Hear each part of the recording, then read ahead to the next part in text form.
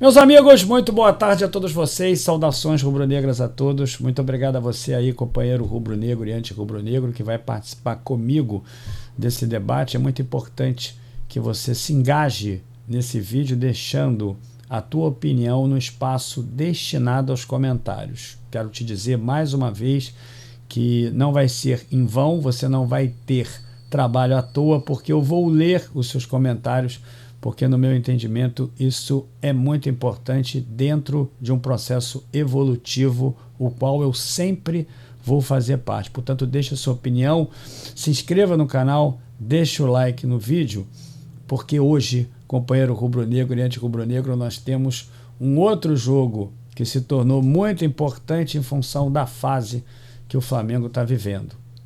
Hoje vamos jogar contra o Fluminense, temos a vantagem do empate para poder conquistar a Taça Guanabara. Você vai dizer para mim que é um título de menor expressão, eu não tenho nenhuma dúvida, mas se você tem, como eu tenho, o objetivo de apoiar o clube, apoiar o time dentro de campo para que ele se fortaleça e o trabalho do Vitor Pereira finalmente comece a aparecer, não tem nenhuma dúvida que esse jogo tem um contorno de relevância realmente muito alto. Portanto, hoje às 9h10 nós vamos estar no Maracanã nos apresentando contra o Fluminense, ao que me parece novamente com 3 zagueiros, algo que não tem dado certo. Aliás, eu quero até dizer a vocês que ontem o Juliano deu uma entrevista no podcast, jogador do Corinthians, falando sobre a linha de 5 que ele insistia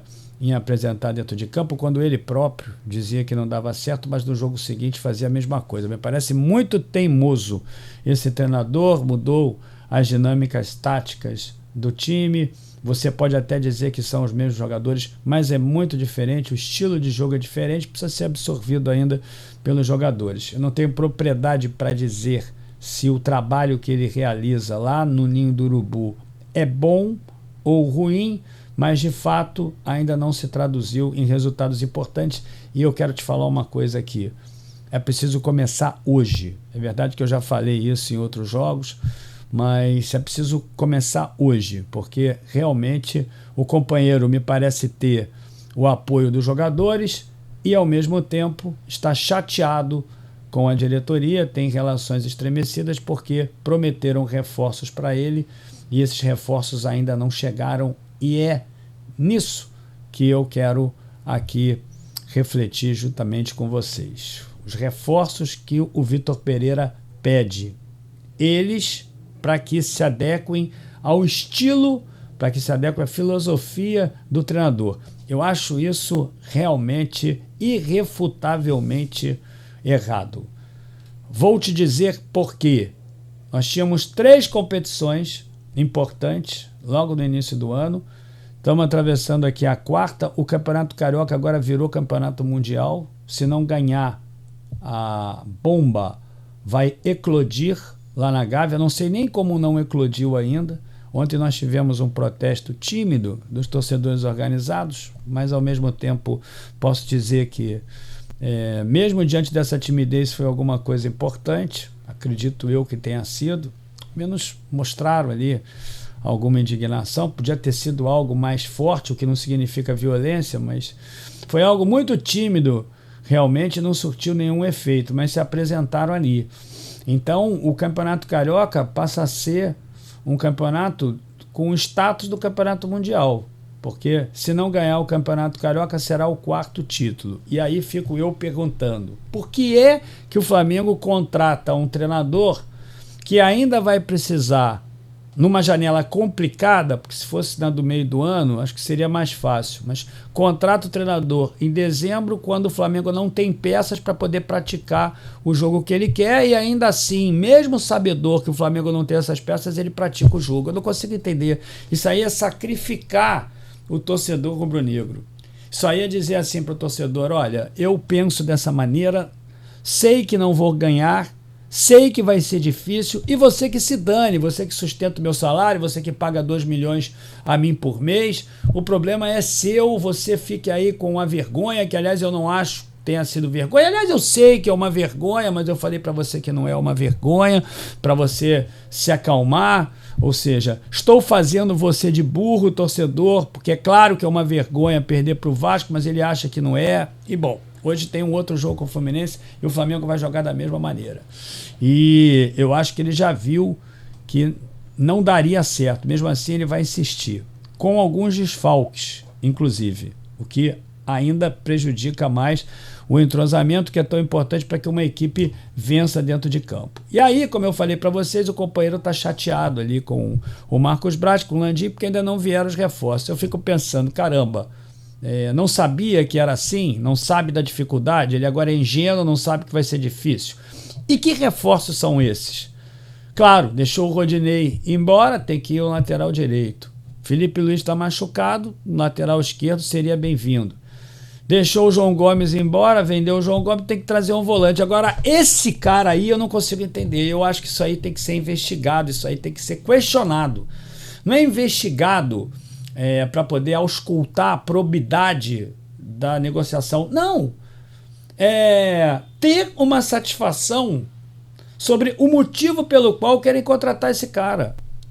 Porque até agora não provou nada no futebol. Nada. E essa história aí que tem interesses de equipes de fora do Brasil, isso aí me parece uma grande balela, porque, companheiro, o Flamengo, por mais estruturado que esteja econômico-financeiramente, eu quero aqui dizer a vocês com propriedade, não pode competir com essas equipes de fora e nem tampouco com o Barcelona, como está dizendo aí na reportagem, que por mais que esteja se reestruturando econômico-financeiramente, tem muito mais poder de fogo no mercado do que o Flamengo, além do próprio interesse do jogador. Isso tudo é balela, isso é mentira. O companheiro aí em 100 jogos fez 3 gols, o Vitor Pereira quer gols, Vitor Pereira quer um time jogando pelo lado de campo, mas quem é que inverte a bola para que posicionalmente o jogador do outro lado do campo tenha vantagem competitiva com relação ao seu adversário?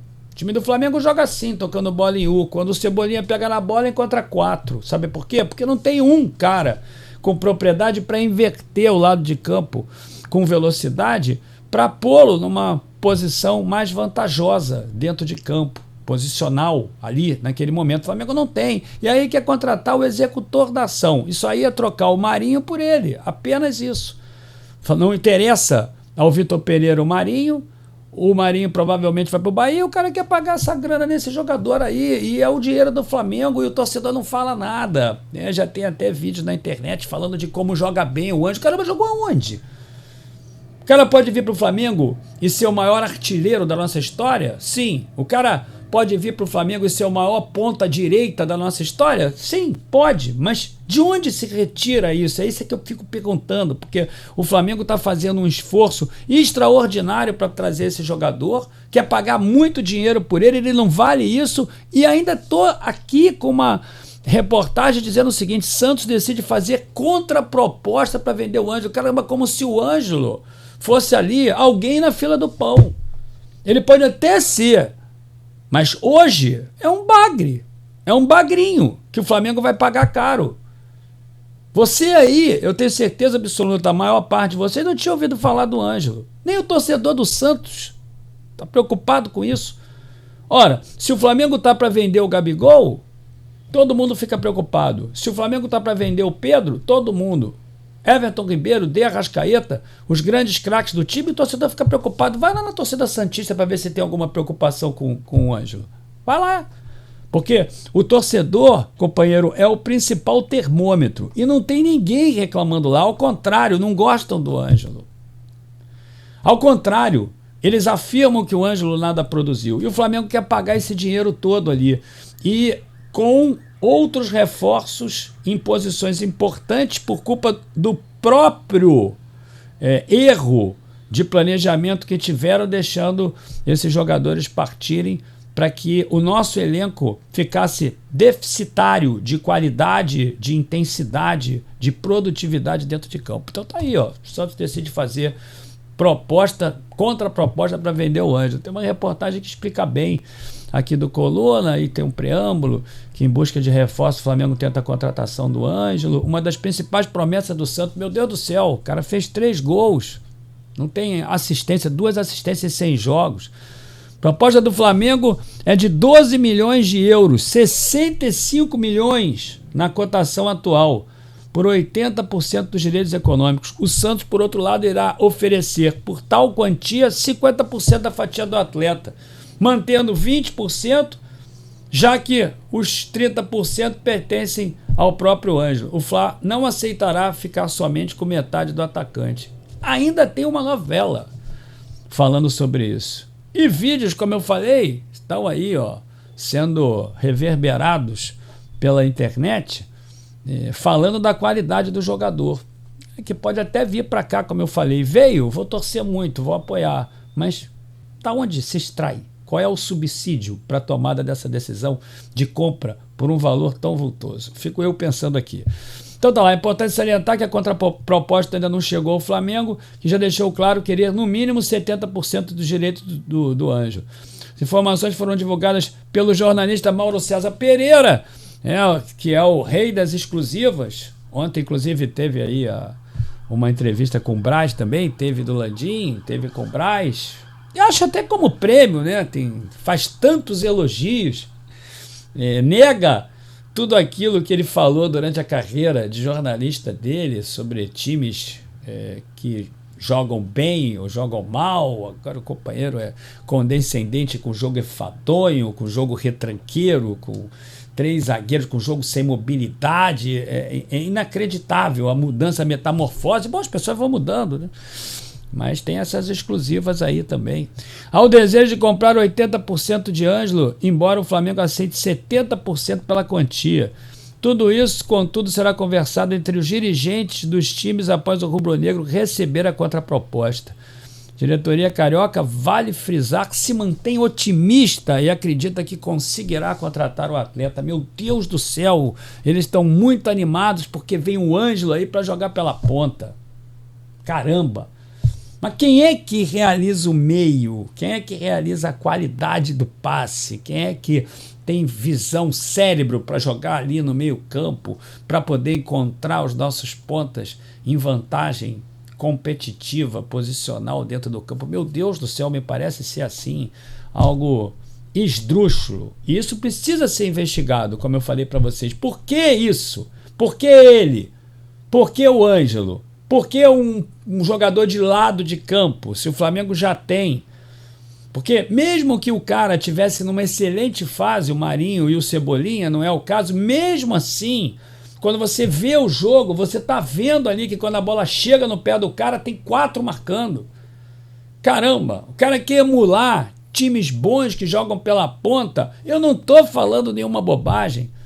E não percebe ali como jogavam os times do Van Gaal, Ajax do Van Gaal, outros times que jogavam com velocidade pela ponta, sempre com inversão de lado de campo muito rápida. E não tem ninguém que faça isso. O Flamengo não tem zagueiros que tenham essa propriedade. Desde o Pablo Mari, o Flamengo não tem mais esse zagueiro. O Flamengo não tem meio campo para poder fazer isso. O Everton Ribeiro não inverte lado de campo. Quando você viu ele fazendo isso?